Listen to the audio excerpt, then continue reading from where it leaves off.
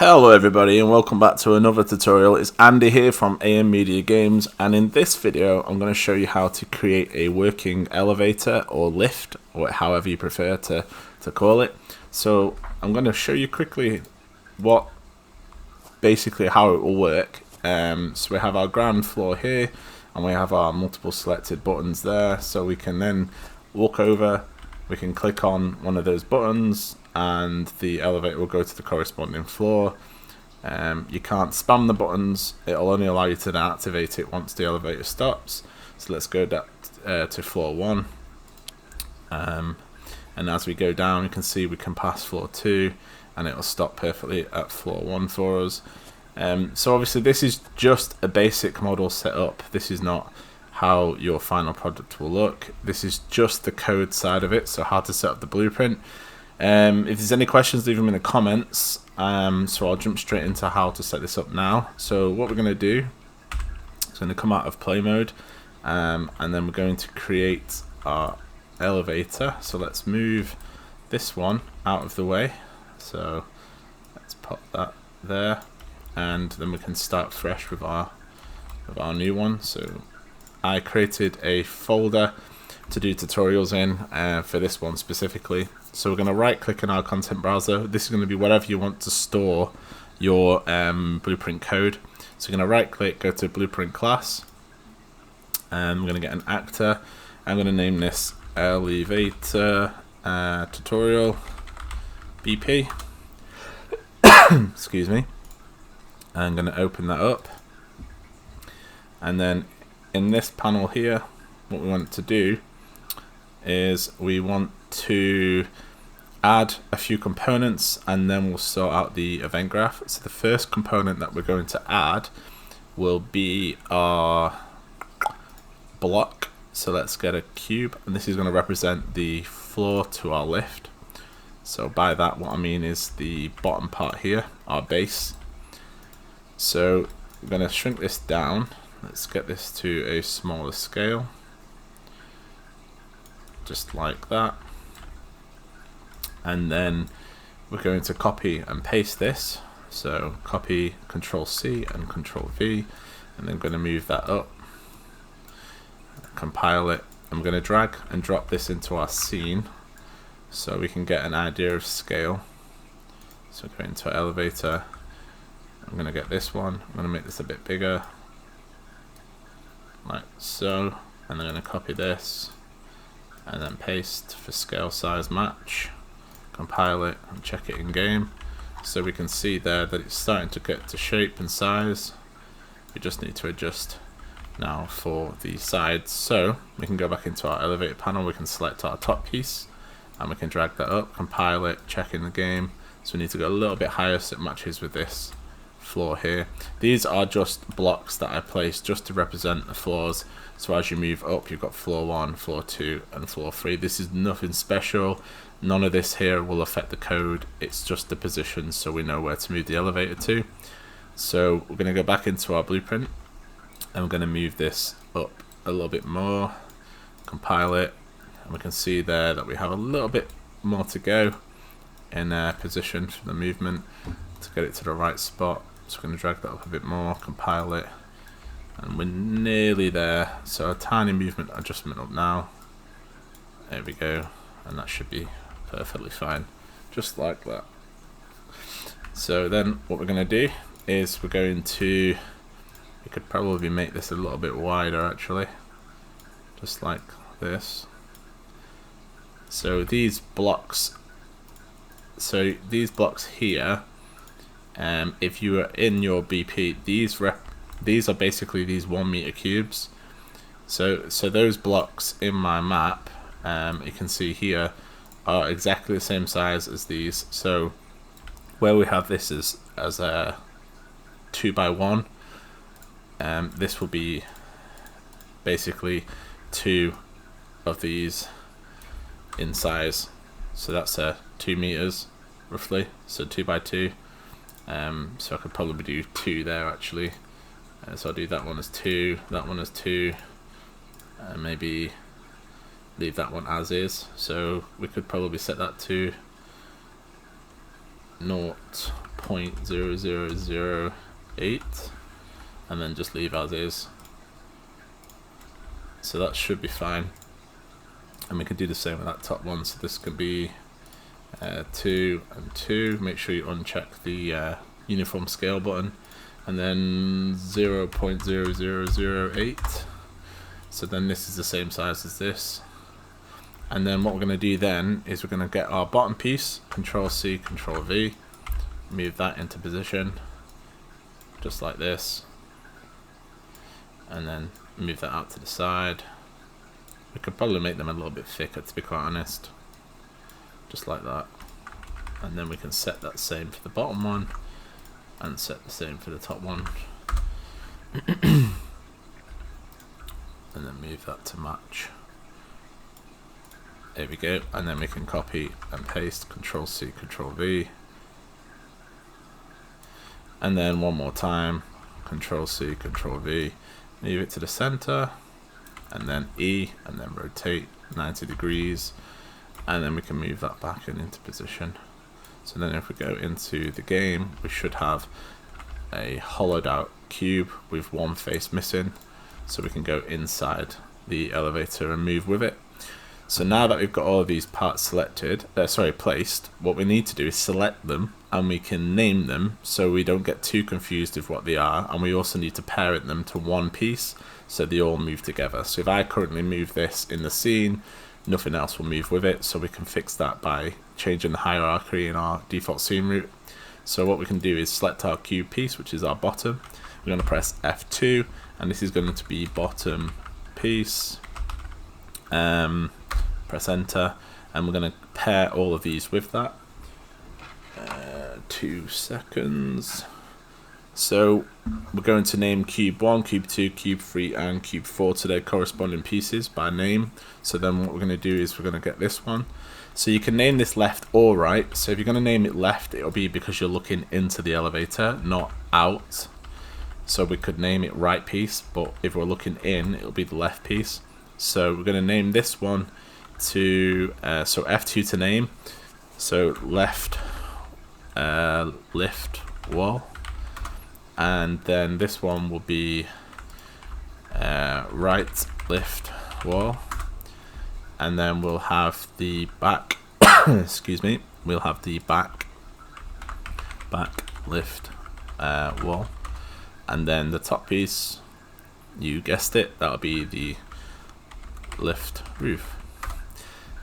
So we have left wall, right wall, the rear wall, the top piece, the lift roof, and we want them all to move with this piece. So what we do is we know which one our bottom piece is, so all we do is drag and drop.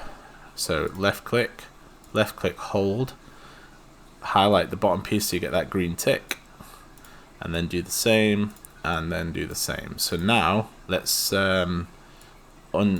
unconnect this one, so this is no longer connected. If we move these, you can see that they're all moving connected to that bottom piece.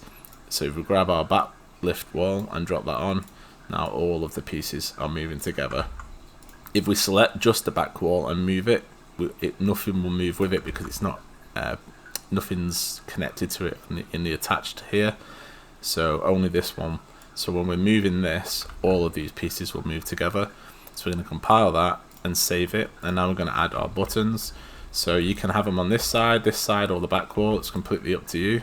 So I'm going to place them on this wall, which will be our left. So I'm going to add another component. I'm going to get another cube, and this is going to be my button 1, and I'm going to scale this down to more of a button size.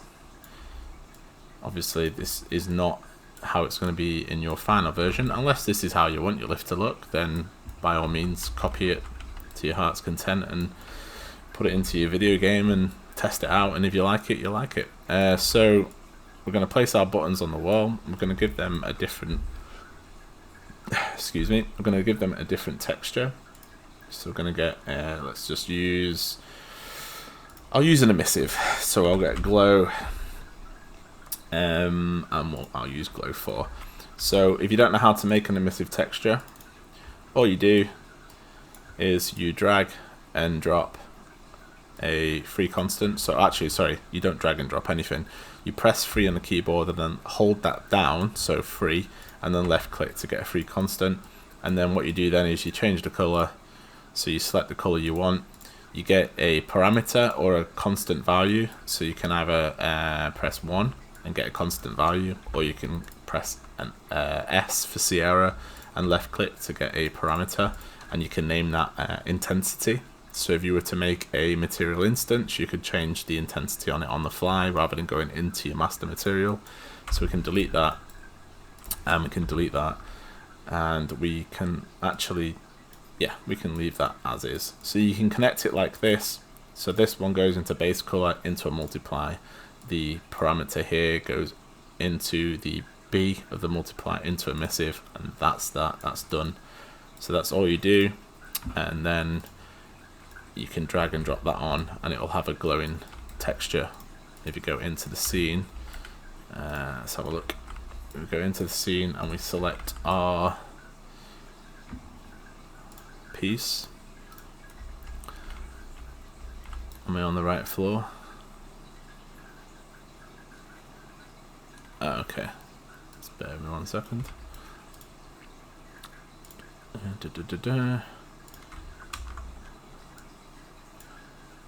So this one will be this, compile it. Let's see where it is.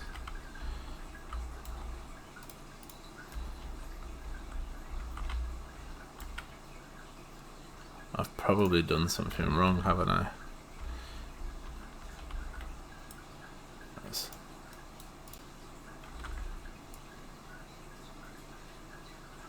Oh, okay. I just placed it the wrong way around. So now that we have that set up, we make sure we haven't got any rotation values done. So now that that's in, we can see there that it's glowing blue. So we have a nice emissive texture. We can see there it says the ground floor, and we have our block in. So this is our first button. So we're going to copy this one, and we'll place that there, and then copy, Control C, Control V. And we're going to move it up because it automatically selects the new copy, and then we're going to name this one. Actually, we don't need to because it's already named it for us, so it just adds the 2 on, and then we're going to do the same again. So we're going to move that slightly down, Control C, Control V, and then we have button 3. So now we can add a little bit of detail into our lift by adding some texture, some rendered texture, text, not texture, a rendered text into our lift so we know which button we're pressing. So we have 3 buttons. This one's going to be ground, level 1 and level 2, or floor 1, floor 2. So we go to add button, we can type in text in the component search bar, and then we're going to get a text render. And then for this we are going to place just like that, and then we can move it into position. So this is going to be our text for the button, which will show us what we're pressing. Let's have a look. I think that's about right. Yeah, that's fine. And then we can name this ground. You can just put G if you want to. So you could just put G, and then you could have that on the button or just along the side of it. We're going to Control C, Control V, move that up, and this is going to be F1, not like the race cars. And then we're going to Control C, Control V, move that one up, and this is going to be F2. 2.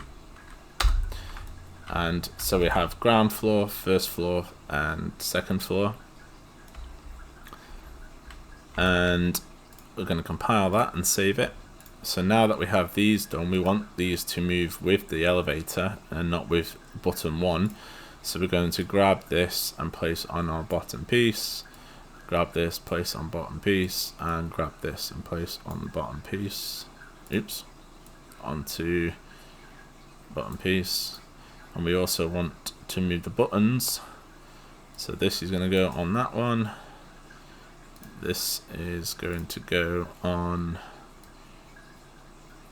that one, This is why it's important to name it. This is going to go on bottom piece, and this is going to go on bottom piece, and this. So all of them should be parented to the bottom piece. So when we move the elevator, they all move with and not separately. Okay, so ground floor, first floor, and floor number 2. We'll compile on that and save it. So we have our bottom piece, our text render. So this is going to be our ground floor text. And this is going to be our floor 2 text. And this is going to be our floor 1 text. So yours should look something like this.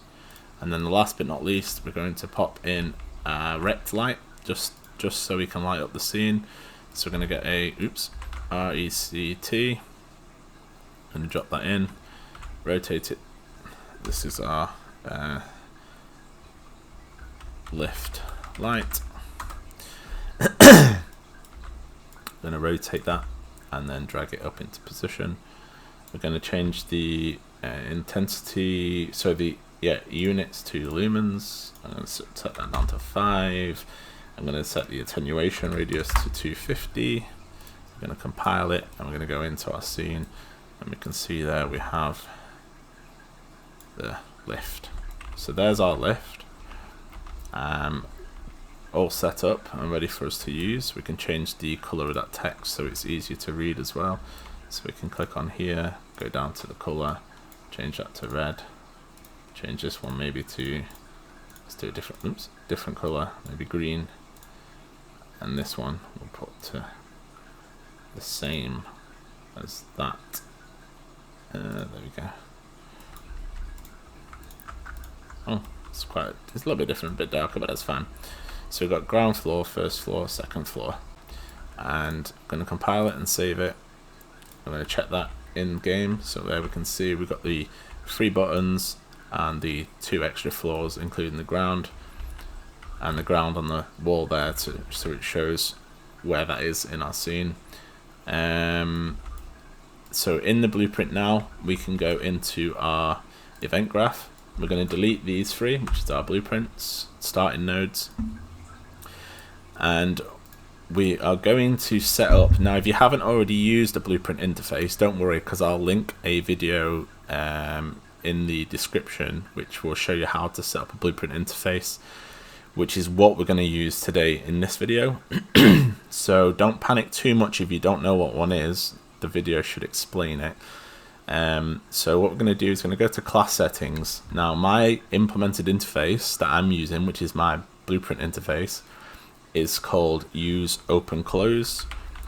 Yours probably isn't called the same as mine, so whatever you named your interface to is what you're going to search for. So if you search for the same as me, you might not find it because it doesn't exist, because you didn't name it that. So once you've done that, you're going to compile and save. So it's going to be highlighted here. You're going to compile and save, and then when you right click and go to event, you can call that as a usable interface, which you'll know because it has this blueprint graph at the top. So from here, we're going to cough, and then we're going to get our cast to first person character. I'm going to get player character, and then we're going to plug that into object. So we're going to do, out of our first person character, we're going to get, so we've got our lift set up, and we can see here in my other one it's just a simple line trace. So let's move that out of the way. So we've got our line trace system set up, and now we're going to get our world location by referencing our player's character. So we're going to open that up. We're going to get our first person character. So we can, mine's called FPP. So whatever you named your first person character's camera to is what we're going to call. So we're going to get our camera reference, and then out of that we're going to get a get world location, and then out of this as well we're going to get a get forward vector. And then what we're going to do is cough again, because asthma is amazing. So then what we're going to do is we're going to get our multiply node. So we're going to drag out of that and get multiply under operators. And you'll notice that it's not a single precision. So what we want to do is convert that. So we're going to right click, and then we're going to go down to convert pin, and we're going to get a float single precision. And then out of this one, we're going to get an add. So just put plus and get the add. And then out of the pin on your multiply is going to go into the B of the addition. And then it might change back, that's fine, just right click again and then convert. We're going to set 250 as our distance from our character. So this is how far that line will be drawn. What we're going to do then, out of our cast to first person character, we're going to get a line trace for objects, line trace for objects, which is this one. And then we're going to drag that into position just like this, move all of this back a tad, and then do a little reroute there just to keep it tidier. And then we're going to place our plus in the end value, and our get world location is going to be our start value. So the reason we do this is our get world location is the exact location of where the player is at the time. We're going to add this value by multiplying it by 250, so it will fire the laser or beam, a line trace, from the start location 250 units away from the player in a forwards direction, which is why we get the forward vector. So out of our object types, we're going to get a make array, and we're going to leave change this from static to dynamic. And then we're going to drop that down just so we can keep it all expanded. And then out of our hit, we are going to get a break hit result. So this will give the line trace a way of detecting what the object that's been hit has, in that sense. Okay, so we're going to click on the drop down arrow, and on the drop down arrow we need our hit component. So we're going to drag out of that, and component has tag, so has tag. And then this is going to be to individualize our buttons. So when the line trace hits button 1, if it has the tag of, let's say, ground floor, then it will call the code relating to ground floor. If it has the tag for first floor, then it will call the code related to first floor. So what we're going to do now is we're going to get a branch, so hold B for Bravo, left click, and then we're going to drag and drop that in there. And then our return value, so let's minimize this now because we've already got the node we needed. So out of our return value, that goes into this branch. Make sure you uncheck ignore self. I'll leave that on, actually no, uncheck that, yeah, because you don't want it to ignore self. So what you want to do now is you want to get a do once, because we don't want this to be a spammable event. So hold O for Oscar and left click, and then out of the true goes into that top pin on your do once. And then we're going to get another branch, so B for Bravo, left click, and then this is going to be then set up as our loop reset, so we can't spam the code. So component has tag top box is going to go into this one. I'm going to set this one up now. So all of the parts that we don't want to be a switch, so that would be the bottom piece, we're going to go into our click here and then go into our details and type in TAG for tag. We're going to click the plus button. I'm going to call this one not, we'll do all capitals, not button. I'm going to Control A and Control C, and then we're going to pop that in there for our tag. So when it fires the laser, the line trace, and it hits an object, if it detects that the object that's hit has the component tag of not button, don't do anything, ignore it, because that's not a button that we've hit. We're then going to get all of the other pieces. So we've done the bottom piece. We're going to get our back lift wall plus paste, and then we're going to get our right lift wall plus and paste, left lift wall plus and paste, and our lift roof plus and Control V. There we go.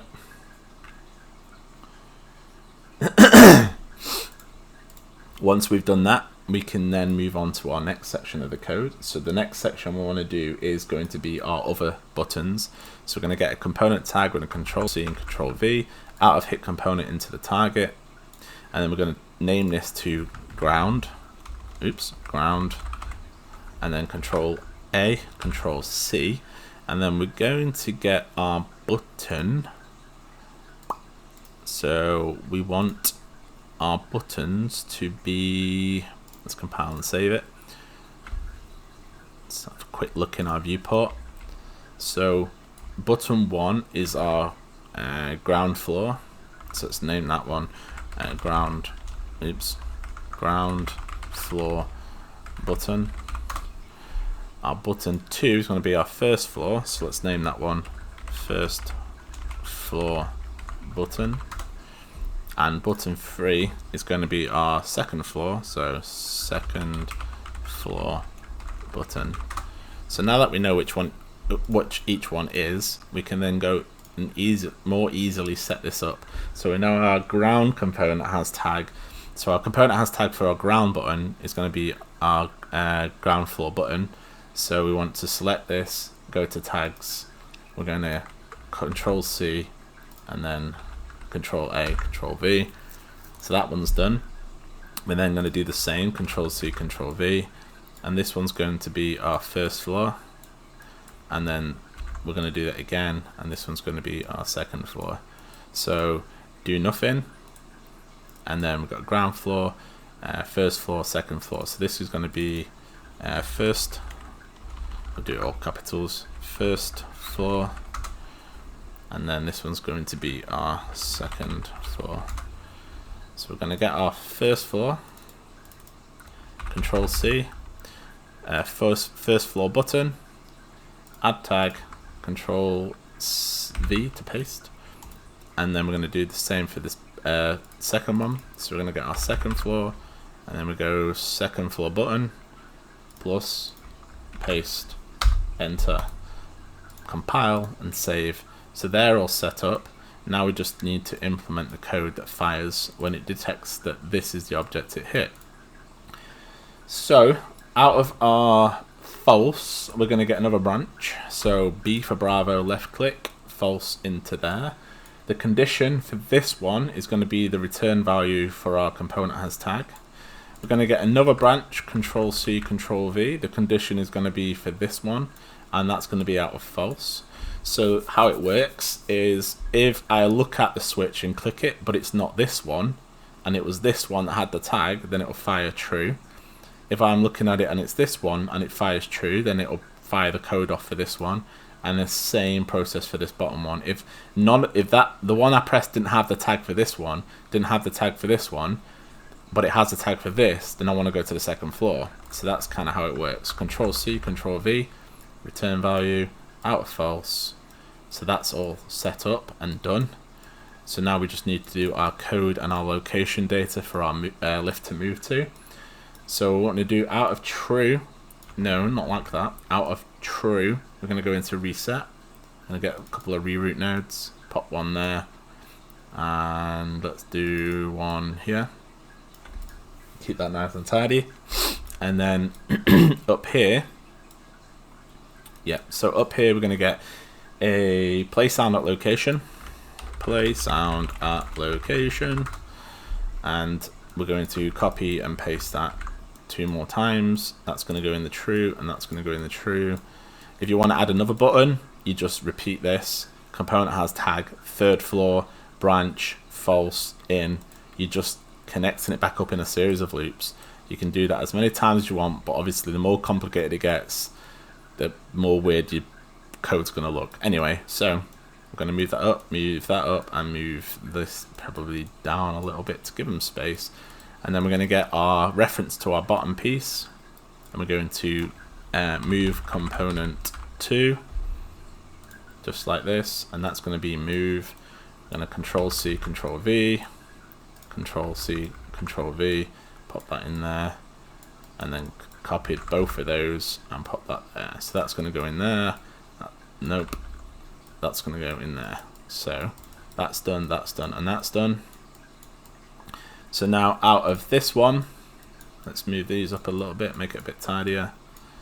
And this one as well, I'm going to pop that up there and move this over. So we want to ease in and ease out on all of these. So that'll be a smooth movement for the up and down movement for the lift. We're going to set 6 seconds. So this is our time frame, 6 seconds. Move to location over a 6-second time period for that one as well.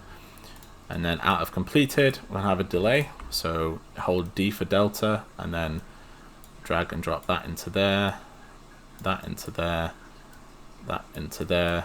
And then this is going to reset our code for us, so we can repress a button. And we're going to reroute these so it's nice and neat, so we can see where these lines are going, just like that.